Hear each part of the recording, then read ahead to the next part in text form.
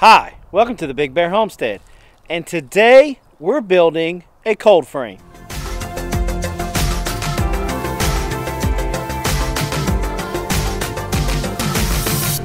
Okay, so today we are going to walk you through how we built our cold frames. So in order to do that and do that correctly, first off, we got to take a ride.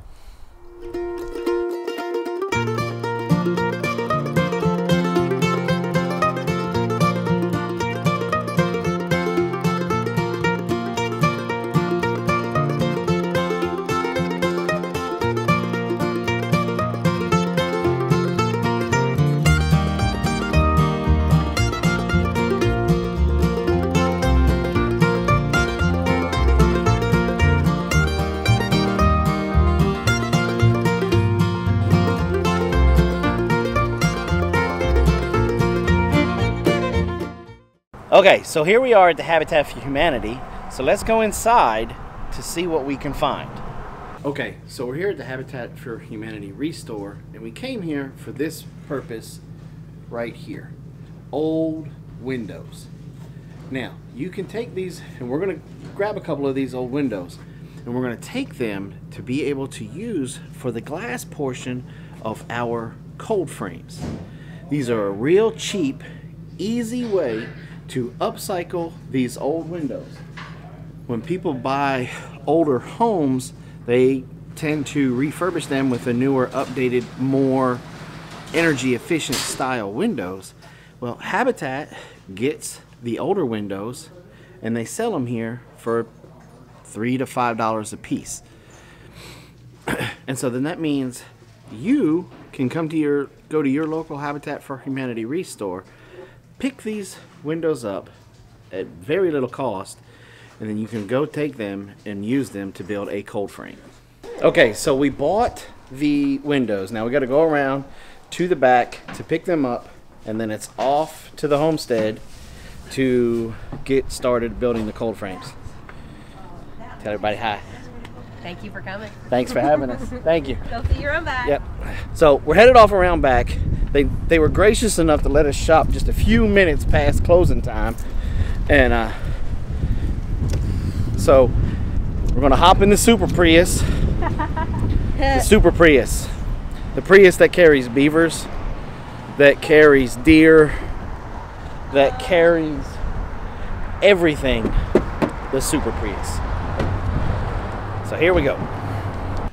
Okay, we're around back and Well, Dusty, you might not need to. pick up our windows. They're not that big.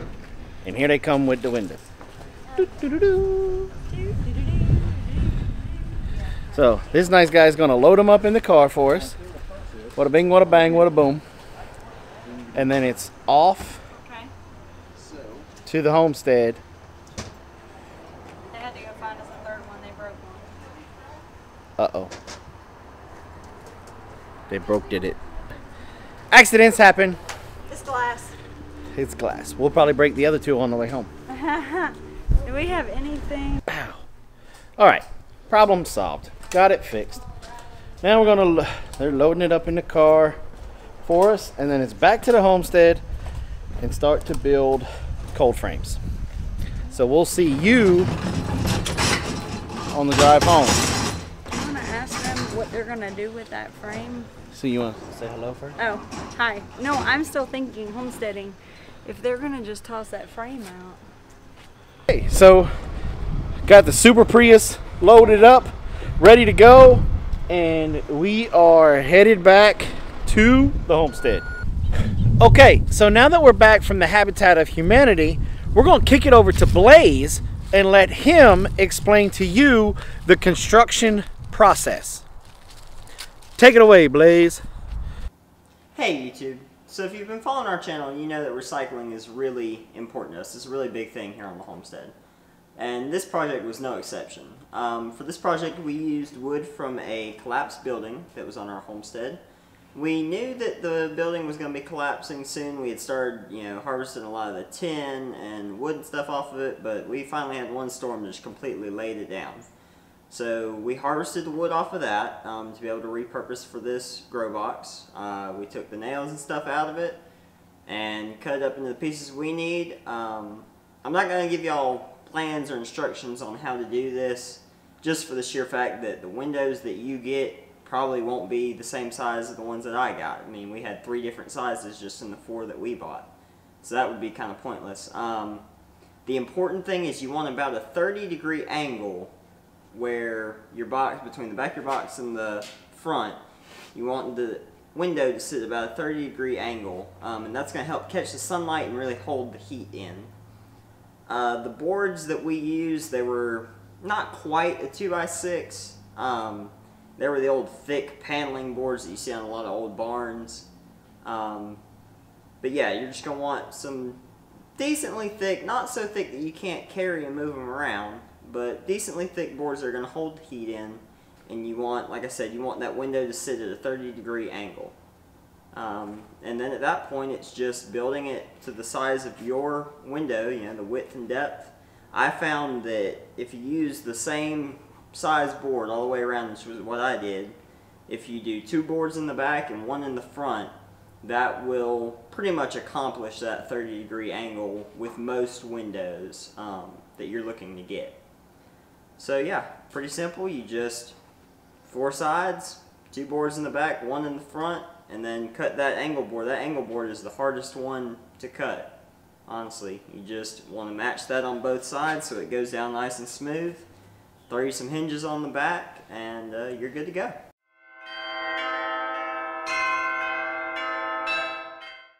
Okay, so now you know how we build them, but we just don't throw plants in our cold frame. If you remember, we started a bunch by seed in the house. So now we're going to hand it off to Robyn to let her tell you what we do with the seedlings before they hit the cold frames. Okay, so here we are. We've got all of our plants that we started from seed. And they're now, I mean, as you can see, they look a little pitiful. And the reason why, it's not because of the lighting or because of the watering. It's because they've outgrown where they are. So it's time to transplant them into bigger containers with new dirt and to kind of get them ready to take outside and start hardening them off into the cold frames, right? Right. Okay. You guys ready? Yep. All right, so what do we need first? We need the dirt. No. I mean, if you just have dirt, we're in trouble. Kind of need the pot first, you know? Right, so let's do the pot. So we're going to take a pot, give you a pot, give you a pot, give me a pot. All right, get some dirt. Plants. And the best way to do this is to just kind of squeeze both sides and kind of loosen up that dirt. And then pull the plant out very, very gently.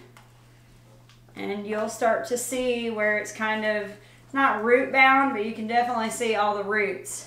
I mean, this whole thing is covered in roots. And so that's why it's starting to get a little wilted. It's time to kind of, you know, break that up a little bit. And, It's a plant sickle. kind of break it up just a teeny bit. Doesn't hand me a tray, please. And repot it. Put a little bit more dirt. I need some more dirt. Oh, Dad. Huh? Put too many plants in here. How many you got in there? Like 4. And that's the other thing is you can split them up.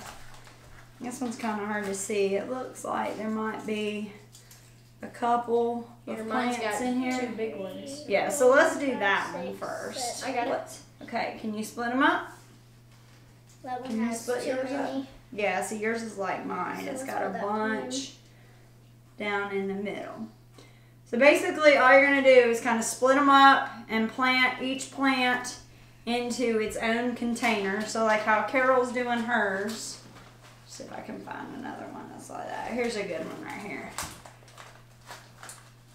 This one's only got 2. Okay, so then you back kind of loosen them up 2. and kind of find the 2 plants. And then we're going to replant these into their own so that they don't, one, don't choke each other out and compete for the nutrients in the soil. And 2, it gives them a little bit more space to grow.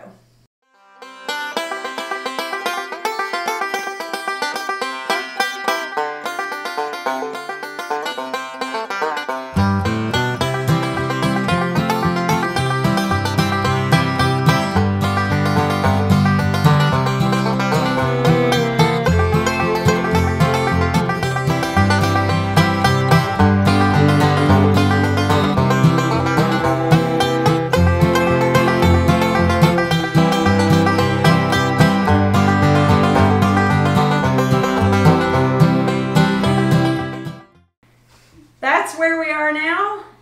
Next step, out into the cold frames for a couple of hours to start hardening them off. Back to you. All right, thanks, Robyn. Now, after we get them transplanted, from what Robyn does, now we start the hardening off process.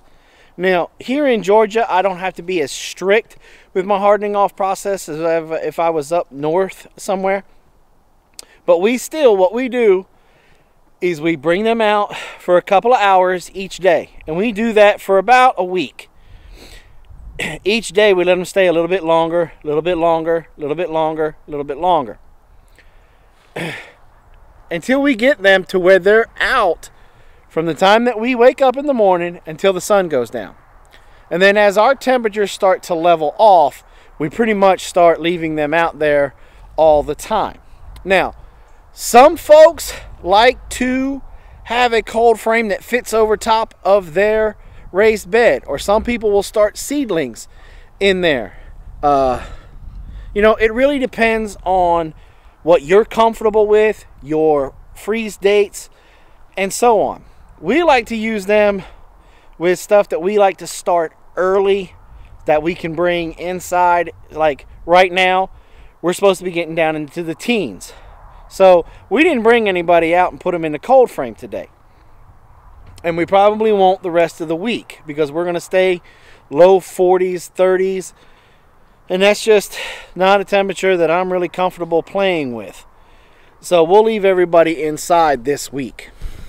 Now, I hope you guys have found this video informative. If you have any further questions about cold frames, please leave them in the comments. If you use cold frames, hey, share with us how you do it in the comments below. Don't forget to subscribe and hit the bell. And thanks for coming by the Big Bear Homestead. God bless and have a nice day.